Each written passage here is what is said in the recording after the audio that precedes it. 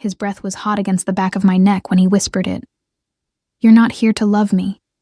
You're here to belong to me." And still, I didn't pull away. Not when his hand slid around my waist like it had every right to be there. Not when his voice, low and steady, claimed me the way his ring never could. Not even when I realized I wasn't resisting, I was surrendering. But here's what he didn't know. Ownership cuts both ways. If you're still listening, it means something in that silence reached you. So leave a like, let it linger, and subscribe for more stories that don't ask for your attention. They earn it. I had 17 minutes to walk away from my marriage. 18, if you counted the one I used to ruin everything. The courtroom was too bright for how I felt. Cold in that way air gets when it's been recirculated too many times, filtered, lifeless. I sat across from Graham in silence. My hands were cold. Not shaking. Not quite. But cold like they'd forgotten how to want warmth. He didn't look at me. Not once. He never really did. Not in the way people do when they're trying to find something behind your eyes. He just waited. Efficient. Detached. As if this was a board meeting and my name was just another line item to cross off. The judge's voice was calm. Practiced. "Mrs. Rutherford, do you consent to the dissolution of your marriage to Mr. Graham Rutherford?" The pen they gave me was heavier than it looked. Blue ink. The paper clean and white. My signature was expected. Neat. Final. A small act that would end a year and a half of quiet rooms, formal dinners, and days that passed like long, flat highways in winter. And still, I didn't move. My lawyer leaned in, whispered, "It's okay, Annabelle, you can sign." But I didn't. I couldn't. Because something inside me, something stubborn and small and still breathing, refused to let this end without telling the truth. So I looked up at Graham. He was still looking straight ahead. His posture perfect. His expression unreadable. And I said, clear and steady, "No, I don't agree to the divorce." I think I heard someone inhale, a sharp breath just behind me. I felt it, the shift in the room, the silence that isn't really silence, but people rearranging their expectations. Even Graham blinked. The judge raised an eyebrow but said nothing for a long moment. Then she spoke in a voice softer than I expected. "Very well. The court will not proceed without mutual consent. It was done, not the divorce, but something." I stood slowly. I didn't wait for Graham. I just walked out. The hallway smelled like varnished wood, and something faintly metallic, maybe from the elevator buttons or the nerves in my blood. I stood near the windows, watching the wind play with the flags outside. He came out a few minutes later, not rushing, just there suddenly beside me, still not looking at me, but somehow present. "You had every reason to walk away," he said, his voice low. "I know. I thought you wanted to." "I did," I said. "I still might. But not today." He turned to face me then, and for once his eyes weren't cold, just tired. Why? I wanted to say something poetic, or strong, something that sounded like wisdom, like my mother might have said. But all I could manage was the truth, because I don't think we've finished saying what needs to be said. He didn't answer, but his shoulders dropped, just slightly. That was the first time he didn't feel like a stranger. We married almost 2 years ago. No flowers, no vows, just a courthouse, a signature, and an understanding. He would help pay for my younger brother's medical treatment, a bone marrow transplant we couldn't afford and didn't have time to wait for. And in return, I'd become Mrs. Graham Rutherford. In name, in appearance, in silence. It wasn't love. It wasn't even kindness. It was transaction. But I agreed. I was 21. My mother had just died, and the world felt like a house with all the furniture missing. He was cold, but clear. Unsentimental. That felt safe at the time. The first night in his home, his mansion, I remember walking past portraits of people I didn't know. His ancestors, I assumed. All sharp suits and proud brows. I didn't feel like I belonged there. I didn't even feel real. He left me alone most nights, ate dinners in his study, worked until late. The few times we spoke, it was always in perfect sentences, as if we were rehearsing a play neither of us had auditioned for. But he was never cruel, never unkind, and that was harder than hate. That night, after the court, I made tea. Earl Grey. The same kind my mother used to drink when she needed to. Think. The smell of bergamot filled the kitchen. I took my cup to the study. Not because I expected him to be there, but because I didn't want to be alone. He was. Standing by the window, hands in his pockets, jacket still buttoned. I hesitated in the doorway. "I thought you might have left," he said without turning. I almost did. I set the cup on the side table. He walked over, looked at it, then looked at me. "I don't know what to do with this," he admitted. "You, staying." "You don't have to do anything," I said. "Just don't disappear." And then he nodded. It was the smallest movement. But it meant everything. Later, in my room, our room, though we never really used that word, I found a small wooden box on my pillow. It wasn't wrapped. No note. Just the box. Inside was a coin. Silver, worn smooth on one side. My mother's. Lucky coin. I had lost it the day of her funeral. I picked it up carefully. Underneath, in his handwriting, were 5 words. "I've kept this for you." I held it in my palm for a long time, and for the first time in months, I let myself cry. Not because I was hurt, but because I realized I wasn't alone in remembering what mattered. He knocked on my door that night. Not loudly, just 3 soft taps, like he was asking the silence for permission first. I was sitting at the little writing desk by the window. The room was warm, lit only by a single lamp with a faded cream shade. Outside, the wind curled through the garden trees, the same way my mother used to braid my hair, slow, deliberate, and a little too tight near the ends. "Can I come in?" he asked. I didn't answer right away. Not because I didn't want to, but because I wasn't sure what kind of yes it would be. Eventually, I said, "You're already halfway here. You might as well." He stepped in and stood just inside the doorway. His posture was formal, as always, but his tie was gone. His sleeves were rolled up. He looked human. "You didn't sleep much last night," he said. It wasn't a question. "I haven't slept well in months," I replied. He nodded, as if he already knew. Maybe he did. Then he asked, almost gently, "Would you have dinner with me?" I stared at him. For a second I thought he meant some kind of charity event or business function. But then I saw it, on his face, that little flicker of vulnerability that appeared only when he wasn't sure what to expect. "You mean, now?" I asked. He nodded. "I thought we stopped doing that after the first week," I said. "We never started." The dining room in Rutherford Hall is larger than it needs to be. The chandelier alone looks like it belongs in a European opera house. But tonight, the lights were dimmed. Just the candles on the table were lit. The rest of the room fell into soft shadows. He'd cooked. I was so startled by that, I actually laughed a little.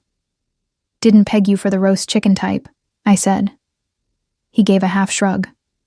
"There are things you don't know about me." I sat. The chair felt colder than usual, but the smell of rosemary and garlic warmed the air. There were no servers, no wine poured by someone in uniform, just us, and for the first time, it didn't feel like a deal being negotiated. "Do you remember the night your mother died?" he asked after a while. The fork froze halfway to my mouth. I set it down slowly. Yes, I said. Of course. I watched you. From the other side of the chapel. You were trying to hold everything together. For your brother. For the guests. For her. I didn't say anything. I couldn't. I wanted to speak to you that day. He continued. But I didn't know how. So I left the offer instead. I looked at him then. Not the man in headlines or at boardroom tables. Just the man sitting across from me. Wearing an apron over his shirt, one cuff still splashed with marinade. Trying, in his own awkward way to offer something real. Why now? I asked. Why tonight? He didn't look away. Because I never wanted a divorce, Annabelle. I wanted a way out of the lie we both agreed to live. I pushed the plate away. Not because I was angry, but because I didn't want this to be just a moment. I wanted to remember it clearly. You said you didn't want love. I didn't, he said. Back then, love cost me something I wasn't ready to lose again. There was weight behind those words, not melodrama, just truth, and I remembered what I'd found in his office. The voided license, the letter that was never sent. Who was she? I asked softly. He didn't flinch. She was supposed to be my wife, but I waited too long. I offered her everything, except what she needed most. Certainty. And now? He smiled. Barely. A crack in the frost. I'm not sure what I'm offering you yet, but it's not silence anymore. After dinner, I walked past the room I never entered, the one on the west side of the house with the frosted glass doors and heavy velvet curtains. It used to be his mother's studio. That much I knew. But it had always been locked. Untouched. Tonight, it was open. A soft light spilled out. Not bright, not beckoning. Just warm. I stepped in. It smelled like old books, oil paint, and something citrusy, lemon, balm maybe. The windows were dusty, but the light filtered in golden and heavy, like it had waited a long time to be seen again. On the desk I found a sketch, half finished. A woman's face. Eyes lowered, not smiling, but peaceful. She used to paint. You, Graham said behind me. I turned. He stood in the doorway, watching me the way someone watches a fragile vase wobble on a shelf, ready to catch it. Or mourn it. I didn't know she even noticed me, I whispered. She noticed everything. That's why I locked this room. I wasn't ready to notice what she saw. The silence between us felt full, not empty, like a page waiting for the next line. He took one step forward. I've kept too many doors shut, he said. But this one, I opened it for you. I didn't answer. I just stood there, the smell of lemon balm rising, and the sketch still unfinished, under my fingertips.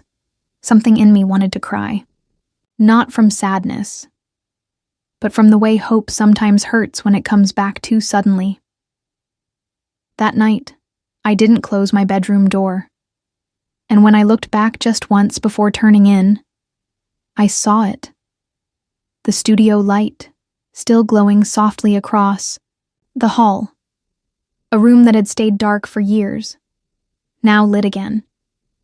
It's strange how quickly we can start to hope again, even after we've trained ourselves not to. The morning after that quiet dinner, I woke up before the sun. I didn't even realize it at first. I just knew the room felt different, lighter, like something invisible had been lifted off my chest during the night and hadn't returned. I pulled the blanket closer around my shoulders, still curled up, in bed, and listened. The house was quiet, but not empty. I could hear distant footsteps. One set. Familiar. Measured. Graham. He always moved like a man who knew exactly where he was going, even when he didn't.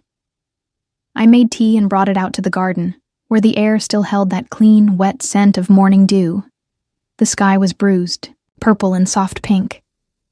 and for a moment, I forgot why I'd ever felt unwelcome here. When he joined me, he didn't say anything at first, just sat beside me on the bench, our elbows not quite touching. It was the kind of silence I used to fill with overthinking. Now it felt almost gentle. "Did you sleep?" he asked. I nodded. "I think so." He handed me a folded newspaper. "You made the society column again. They think your refusal to divorce me is part of some power play." I rolled my eyes. "Let them think whatever they want." He smiled, just barely. "That's new." "What is?" "That fire in you. I missed it." I turned to him, and for the first time, asked the question that had haunted me since the day we married. "Why me, Graham? Why did you choose me for this arrangement?" He looked straight ahead, as if the answer were somewhere in the trees. "Because you didn't ask for anything," he said quietly. "You never begged, never pushed, never tried to impress me. You just were." And somehow, that answer broke something open inside me that I didn't realize I'd locked. Later that day, I wandered into the west wing of the house, somewhere I'd avoided for months, out of habit or fear, I wasn't sure. The studio door was still open, and the lights still on. Inside, the air smelled like memory, like cedar wood and old pages and faint perfume. I moved slowly, as if walking through someone else's mind. The sketch of the woman was gone. In its place was a canvas covered in cloth. I didn't lift it. I couldn't. Some things ask for patience. Some things need to stay unknown just a little longer. But as I turned to leave, I noticed something else. A drawer half open, a file left out, and inside it, a letter. Typed, official, stamped. Marriage annulment agreement. Dated 3 weeks ago.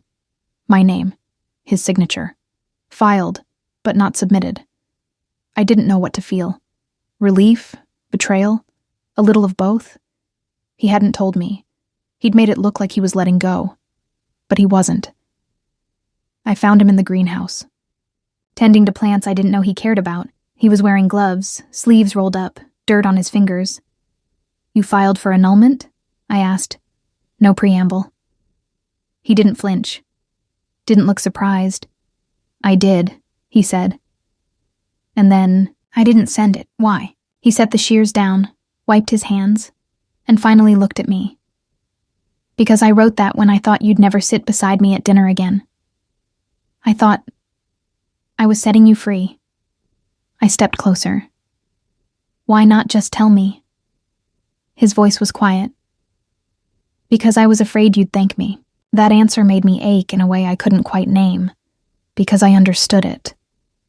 There's a kind of loneliness that hides itself behind logic and clean breaks. The kind that pretends walking away is noble when, in truth, you're just terrified. No one will stay if they truly see you.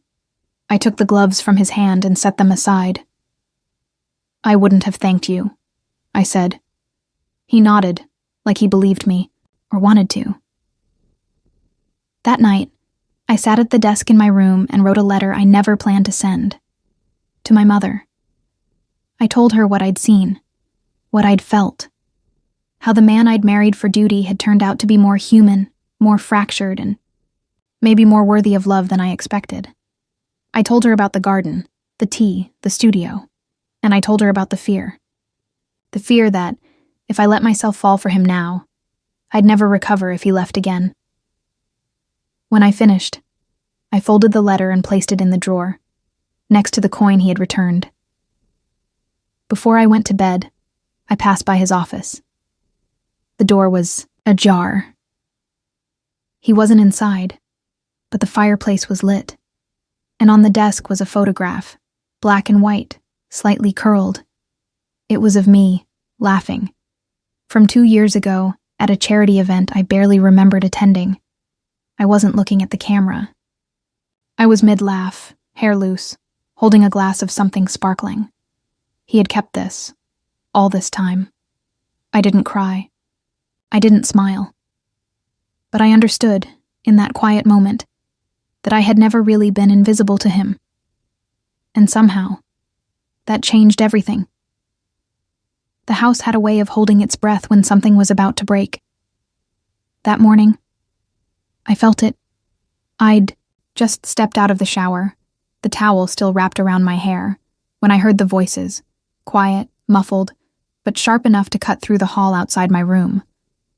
Not arguments, not shouting, but a tension that rang clearer than any raised voice. I opened the door just slightly, enough to hear the end of a sentence spoken by Graham's head of legal. Miles, I think his name was. Always too smooth, too rehearsed. And if she finds out, it could undo everything. My breath caught. Graham didn't answer right away. Then, low and clipped, "I'm aware. You should have destroyed the file." "I couldn't." "You mean you wouldn't?" A pause. Then footsteps. Silence again. By the time I stepped into the hallway, they were both gone. But the stillness stayed behind like smoke after a fire. I didn't go after him. Not immediately. Instead, I went to the one place in the house where things made sense. The kitchen. I brewed tea with hands that didn't want to tremble. I gripped the edges of the counter until my knuckles ached. I reminded myself of all the things I already knew about Graham. The walls he built, the way he carried regret like a second suit. But this was different. This was a secret. And it had my name written in its shadow. That evening, I didn't touch my dinner. I sat at the table, watching the steam curl from my cup, and waited. He came in late. Tie loosened. Face tired. The look of a man who'd fought a battle he couldn't tell anyone about. And lost. I didn't stand. Didn't smile. "Who was the file about?" I asked, calmly. He closed his eyes for a moment, then walked over and sat across from me like someone sitting down in a confessional. "You heard us." "I did." He nodded once, like he'd expected this to happen eventually. "There's something you should know," he said, "about your mother." My chest tightened. "Graham." He held up a hand, not to silence me but to steady himself. "I never had an affair with her," he said, "but my father almost did." I blinked. "What?" "She worked for him. You knew that. But you don't know how close it came to something more. She ended it before it began. But my father, he didn't take rejection well." I felt my pulse, hammering in my throat. He threatened her? No. But he made her life here very difficult. She left quietly, with you, and I didn't know the truth until I found the letter she wrote before she died. A letter addressed to me. He pulled something from his pocket. A folded page, aged, soft around the edges. She said she forgave my family, that she didn't want the past to shape my future, that you deserved better than the shadows we'd cast. I stared at the letter. My name wasn't on it, but I could see her handwriting from where I sat. She had loved deeply, and suffered silently, just like me. He didn't ask me to forgive him, but he didn't hide either, and that somehow was more powerful. I reached for the letter with slow hands, afraid it would vanish if I blinked. Reading it was like hearing her voice again, firm, loving, unafraid. You may think I hated you, Graham. I didn't. I pitied you. A boy raised by power, not people. If you ever love someone, truly love them. Give them what your father never gave me. The truth." I folded the letter and set it down, then looked him in the eye. "You kept this from me." "Yes." "Why?" "Because I didn't want you to see me the way you see him." I stood slowly, walking past him, to the window that overlooked the garden. The sky was turning the color of copper and bruises, sunset coming too fast. "You're not him," I said, "but you are still hiding." He said nothing, so I asked the question that had burned under my skin since I heard that conversation. "What else is in that file?" There was a long pause. Then, it's not about your mother. It's about you. I turned around. What do you mean? He swallowed hard. When I first approached you with the offer to marry, it wasn't a coincidence. I knew about your family's debt, about Tim. I had someone investigate you. Thoroughly. My breath hitched. So I was a project? No, he said quickly. You were a lifeline. But I didn't see that at first. His voice cracked, just slightly. The first crack I'd ever heard in it. I was trying to fix something broken in me. I thought if I helped you, maybe I wasn't beyond repair. But then you walked into my life and didn't ask for anything. And I didn't know how to let that in. The words hurt, but not in the way I expected. Not betrayal. Not shame. More like grief. For both of us. For everything this marriage could have been if we just started with honesty. I don't need you to save me, Graham, I said, but I needed you to see me. I do now, he whispered. And for once, I believed him. That night, I didn't sleep. I lay awake, staring at the ceiling, listening to the wind rustle through the trees outside. Somewhere down the hall, I knew he was doing the same. 2 people in 2 rooms, both wide awake. Both holding pieces of the truth they didn't know how to live with yet. But maybe not running from it anymore. I left the house before sunrise. I didn't leave a note. I didn't send a message. I didn't even tell Graham I'd be gone. I just packed a light coat, a scarf, and the coin he'd returned to me, and walked out the front door like I belonged to myself again. The driver asked where to. I said, the red house on Montgomery Street, South Side. He didn't question it. Maybe my voice told him not to. The house hadn't changed. It was still red, still peeling in the same corners. The porch steps still creaked on the second one down, and the wind still rushed through the alley between it, and the bakery like it was in a hurry to forget something. But everything around it felt smaller now. The gate leaned a little farther. The mailbox hung open. And the jasmine my mother once trimmed with bare fingers now wrapped wildly around the fence, as if no one had dared stop it since she passed. I stood at the front door a long while before knocking. I don't know why I knocked. No, one had lived there since we left. Inside, the air smelled like old fabric and time. That kind of dusty sweetness you only get from rooms where nothing new has happened in a while. The walls still held the nails where our family pictures used to hang. The light switch by the entry still stuck on the first try. And in the kitchen, God. The kitchen. The small dent from where Tim had dropped the kettle that burned his arm was still there, near the corner. I had screamed. My mother had rushed in with cold water, and the calm voice only mothers can conjure under fire. She had sung to him that night, her voice cracking, soft. I remembered every word of that lullaby.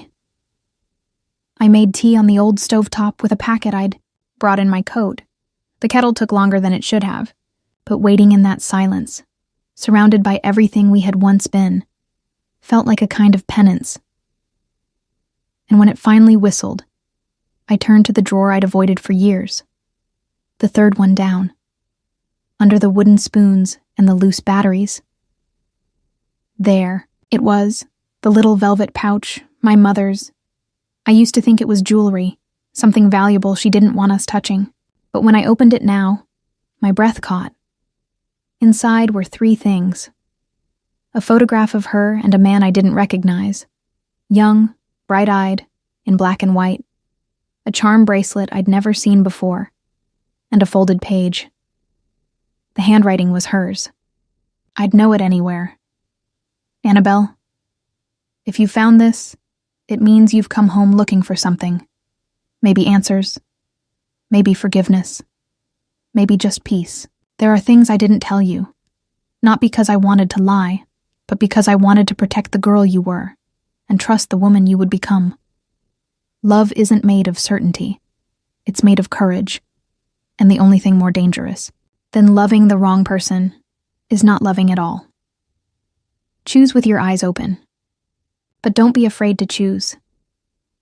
I folded the letter and held it against my chest like it could fill the hollow space that still ached under my ribs. I stayed in that kitchen for another hour, drinking tea, letting myself feel everything I'd spent 2 years burying. When I returned to Rutherford Hall, the sun was setting in amber waves across the long driveway. The house looked gold in the light. Not cold. He was standing on the front steps, sleeves rolled up, like he'd been pacing the stone for hours. He didn't speak when he saw me. Didn't scold. Didn't sigh. Just exhaled like someone finally found the missing half of a sentence. I went home, I said, as I climbed the steps. To the old place. His eyes flickered. You went alone. I had to. He nodded. And did you find what you were looking for? No, I said. But I found what I needed. I pulled the letter from my coat pocket, held it for a second, then slid it into his hand. She wrote to me too, I added. But it's not just for me. He unfolded the paper and read in silence. When he looked up, his voice was rough. She was braver than both of us. Still is, I said. We didn't talk much that evening, but the silence felt clean now. Not heavy, not scared. After dinner, he walked me to my room, and at the threshold he stopped. I didn't sleep last night, he admitted. I know. I kept thinking about that day we signed the contract. You didn't flinch, not even once. I was terrified, I said. But not of you. Then what? I hesitated, then told him the truth. Of what it might mean if I wanted it to. Be real.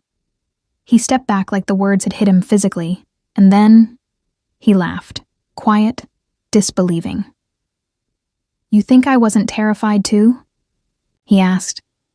And just like that, the years of distance cracked. Just a little, just enough to breathe through. That night, I didn't close the door to my room. And just before midnight, I heard his footsteps pause outside. He didn't knock. He didn't enter. But he stayed there, just outside the frame of the doorway, for a long time. Long enough to let me know he wasn't leaving. Not yet. The first cold front of the season arrived just after midnight. The wind slipped through the windowsills, like a whisper that wouldn't leave me alone. I pulled the blanket tighter around me, watching the sheer curtains breathe in and out against the moonlight. I didn't know if Graham was asleep. I didn't know if I wanted him to be. All I knew was that something had shifted since I came home, not with declarations, not with promises, but with presence, with stillness, with the space he gave me to find my own voice, even if it meant stepping away from him. I found him in the library the next morning, not reading, just standing there, holding an old leather-bound volume he wasn't really looking at. He looked up when I entered. You always come in quietly, he said. I wasn't trying to surprise you. I know. You're just not made of noise. I smiled faintly. Is that a compliment? It is now.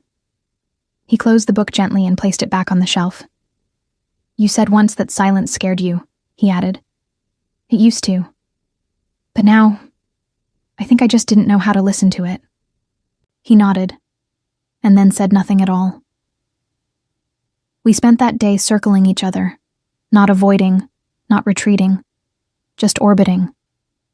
I spent the morning in the conservatory, tending to the neglected orchids. He worked in the study, phone pressed to his ear, murmuring in clipped, careful tones. We met once in the hallway. He stepped aside for me. I didn't pass. We stood like that for a breath longer than we needed to, then kept walking. That night, the house was quiet again, but not asleep. I felt it, before I heard it, footsteps across the floor above mine, slow, deliberate, then silence. Then a door opening, not mine, his. Then, a minute later, too fast, too loud, another door, the front one. I rose instinctively. Something was wrong. I found him in the foyer, suit jacket off, shirt wrinkled. He wasn't wearing shoes. He was sitting, on the floor, his back to the staircase, elbows on his knees, hands locked in his hair like he was trying to hold his own head together. "Graham?" He didn't look up. "I messed up," he said, so quietly I barely heard it. I stepped closer. "What happened?" "They called tonight. The investors." He laughed once, bitter. "They think I've gone soft, that this marriage is making me sentimental. Weak." I knelt beside him. "You're not weak. I let them believe I didn't care about anything. That made me powerful." He finally looked at me. "And then I married you." I didn't speak, because sometimes silence isn't empty. Sometimes it's the only thing strong enough to hold grief. "I didn't mean to fall for you, Annabelle," he said, voice rough. "You were never supposed to be real. You were supposed to be safe, controlled." He took a shaky breath. "But then you stayed, and you smiled in rooms full of ghosts. And you listened to things I didn't say out loud. And now I can't unsee you." His hand found mine. Not demanding, not possessive. Just there. Warm, uncertain, wanting. "I don't know how to be loved by someone who sees through me," he said. I answered softly. "Then don't look away." He dropped his gaze. "I'm terrified. So am I." He exhaled like the weight of the entire year had finally caved in around him. Then, without a word, he moved to his knees in front of me. Not for show, not for drama. Just because some truths require your whole body to say them. "I don't deserve you," he whispered. I cupped his face gently. "No one earns love, Graham. We just choose it. Or we don't." He closed his eyes, and in that moment, there on the cold marble floor of his perfect house, his breath uneven against my wrist, I saw the man behind the title. Not the CEO, not the heir, not the contract. Just Graham. And I loved him. Quietly. Wholly. We didn't kiss that night. We didn't touch more than hands and breath and the space between words. But it was more intimate than anything I'd known. Because for the first time, he let me hold what he always hid, and for the first time, I didn't flinch. Later, as we sat on the floor side by side, our shoulders touching, I asked the question I'd been afraid to voice for weeks. "Did you marry me to own me?" His reply came after a long, long pause. "No," he said. "I married you to control the narrative, to fix something broken in my name. But I stayed married to you because..." He trailed off. I turned to him. "Because?" His voice cracked, just once. "Because I didn't know who I was without you." And maybe that was the truest thing he'd ever said. The letter arrived the next morning. No courier, no signature. Just a white envelope, slipped under the front door like a secret too ashamed to knock. I found it first. There was no name on the front. Just the logo of the Rutherford Group, embossed in gold. I knew that logo. I'd signed it on forms, seen it on donation plaques, worn it on the edge of a name tag during a gala I hadn't even wanted to attend. But this envelope felt heavier than paper. I carried it into the kitchen like it might shatter if I moved too fast. Graham walked in just as I was slicing it open. He stopped mid-step when he saw it. "You weren't supposed to see that," he said. Too late. Inside were 12 printed pages, legal language, shareholder concerns, proposals for restructuring, and at the bottom, a formal motion calling for Graham's removal as CEO. I stared at the last page. It didn't shake in my hand. But something in me did. "You knew this was coming," I said. "I did. And you weren't going to tell me. I didn't want you to feel responsible. You married me to fix your image, Graham. If you lose everything now, that's still about me." "No," he said quietly. "It's about me not being willing to let them have all of me anymore." We sat at the breakfast table in silence, the envelope between us like a third presence in the room. He ran a hand through his hair. I told them I wouldn't go through with the divorce, that I was stepping away from press obligations, that I was focusing on us. And that made them panic, I said. It made them think I was compromising the company for emotion. Are you? He looked up. I don't know. Maybe. His honesty didn't shock me anymore, but it still bruised something tender inside me. I stood, walked toward the window where the morning light filtered through the garden leaves in soft gold. The same garden where I'd first begun to feel like this house could be something more than marble and memory. I could feel his gaze on my back. What are you thinking? He asked.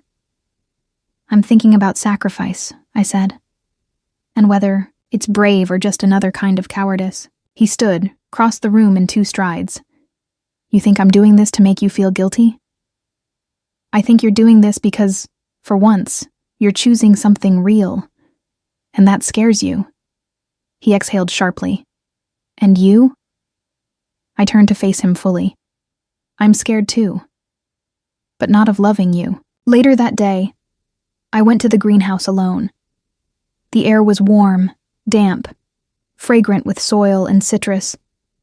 I needed somewhere to breathe without looking brave.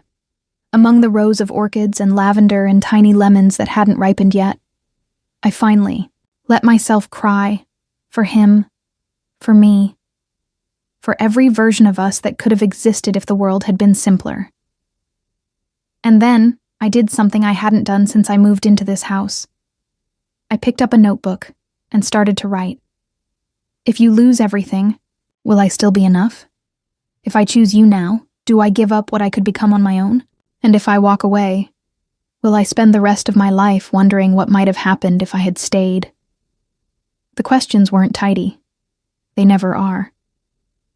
But when I looked up and saw Graham standing in the doorway, his suit rumpled, eyes raw, I knew the answer to at least one of them. I didn't want to wonder anymore.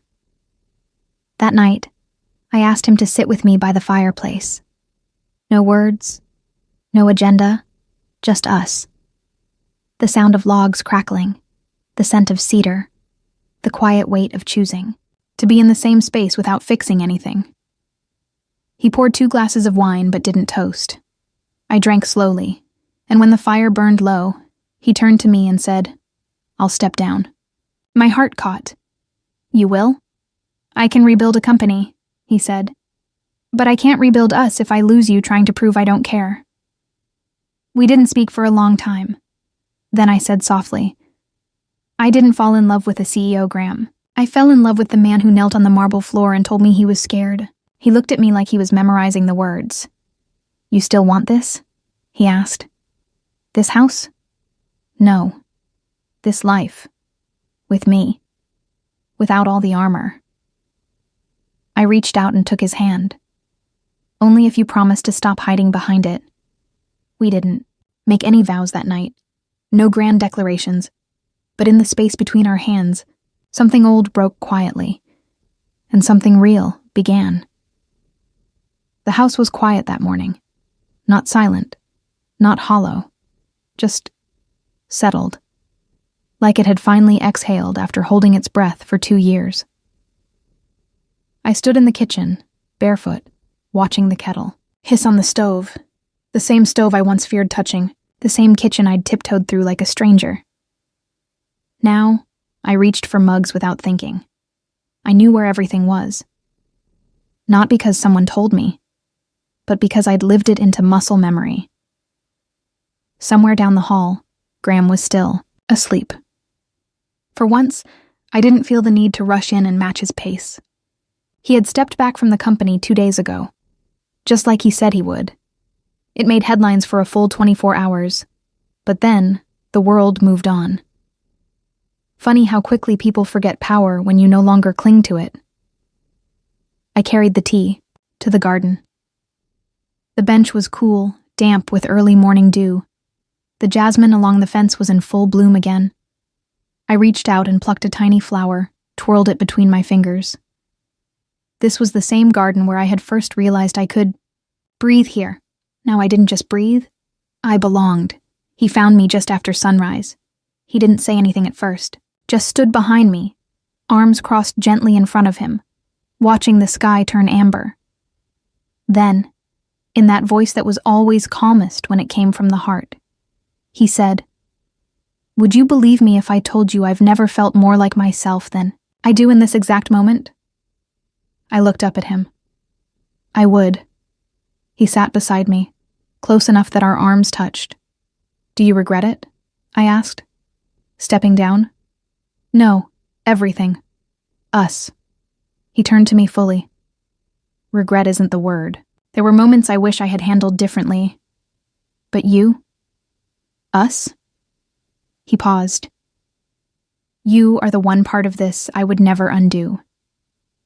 Later that day, we walked through the old rooms of the house, one by one. He opened closets I had never touched, dusted shelves he'd stopped noticing. In the west wing, we passed the studio again. The light was on, as it always was now. Inside, the canvas that once stood covered was no longer hidden. I walked toward it slowly, and stopped. It was a painting, of me, not posed, not smiling, just sitting in the window seat, hands in my lap, looking out into the garden. My hair loose, eyes distant, as if I'd been caught in a moment I didn't know was being seen. "You started this a long time ago," I said. "Yes, but you never finished it." He stepped closer. I didn't know how. I turned to him. "Do you now?" His eyes met mine. "Yes." That night, we didn't talk much over dinner. We didn't need to. There's a kind of silence that grows, only after storms have passed, the kind that wraps around you like a familiar quilt. A silence that says, "You've made it through."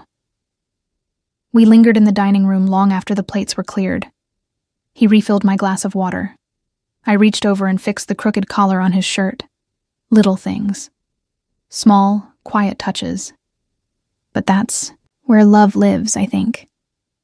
Not in grand gestures, not in whispered declarations under moonlight, but in the mundane, the day-to-day, the reaching for someone without asking if it's safe to do so. Before bed, he joined me in the room that used to feel too large for just one heart. We didn't close the door behind us. We didn't undress each other in a rush. Instead, we moved, slowly, carefully, like the first time, but with none of the distance. His hands on my skin weren't claiming this time. They were remembering, learning, choosing. And when he pressed his forehead against mine afterward, breath still uneven, he whispered, something I hadn't known I needed to hear. "Thank you for staying long enough for me to become the man you deserved." We didn't say forever. We didn't need to, because some promises are too big for words, and some loves don't arrive with lightning.